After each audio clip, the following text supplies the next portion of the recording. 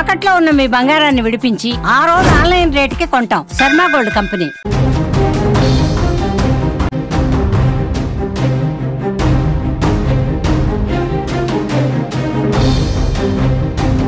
Yes Pakistan Bharat వదిలిపెట్టినా మేం మాత్రం వదిలేదే లేదంటుంది బలూచిస్తాన్. పాక్ ను ప్రపంచ పటంలో నుంచి లేకుండా చేయడం తమ అంతిమ లక్ష్యం అంటుంది. అందుకే భారత్ సాయం కోరుతూ భారత్ ముందు ఓ ప్రతిపాదనను పెట్టింది.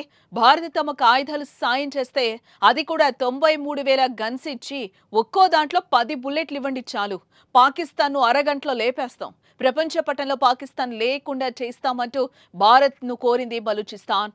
తాజాగా ఇందుకు సంబంధించిన వీడియో కూడా ప్రస్తుతం నెట్టింట వైరల్ గా మారిందని చెప్పుకోవచ్చు.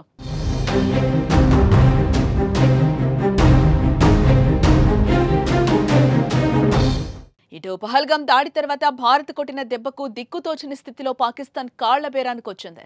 మరోవైపు బలూచిస్తాన్లో బలూచ్ లిబరేషన్ ఆర్మీ దాడులకు పాకిస్తాన్ వణికిపోతోంది.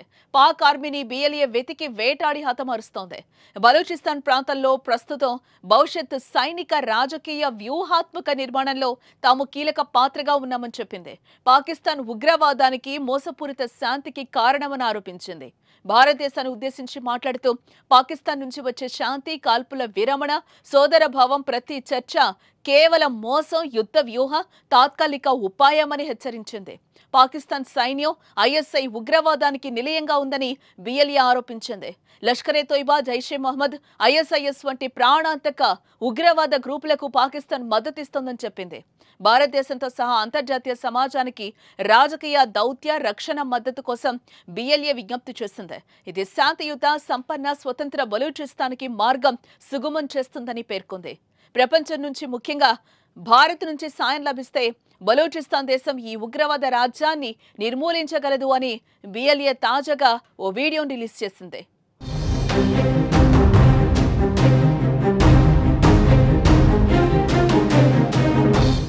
తాజాగా రిలీజ్ చేసిన వీడియో భారత్ ను బలూచి రిక్వెస్ట్ చేసింది. పాకిస్తాన్ ను పూర్తిగా నమ్మొద్దని, మాయ మాటలతో నమ్మించి మళ్లీ ఉగ్రదాడులకు పాల్పడుతుందని హెచ్చరిస్తూనే ఇండియా తమకు సహకరిస్తే పాకిస్తాన్ పని పడతామంటూ హెచ్చరించింది. ఇక ఇప్పటికే బలూచిస్తాన్ పాక్ సైన్యమే లక్ష్యంగా దాడులు చేస్తోంది. గత వారం రోజుల క్రితం కూడా పాక్ లోని కొన్ని స్థావరాలను స్వాధీనం చేసుకున్నట్టు ప్రకటించిన బలూచి 50 మందికి పైగా పాక్ సైన్యాన్ని మట్టుబెట్టినట్లుగా ప్రకటించుకుంది.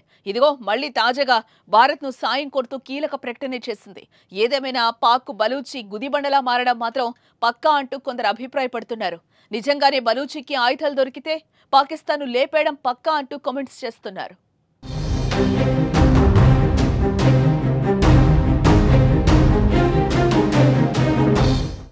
मैं एक बात वाज़ेह करना चाहता हूँ, इंडिया इतनी जुरात करे, जो 93,000 बंदूकें पाकिस्तान से छीनी थी सरेंडर करते वक्त, वही बंदूक 10-10 गोलियों के साथ हमें दे दे, फिर हम देखें पाकिस्तान कैसे लड़ते। ना हमें एटम बम की जरूरत है, ना हमें मिसाइल की जरूरत है, आपकी सिर्फ वही दे दें।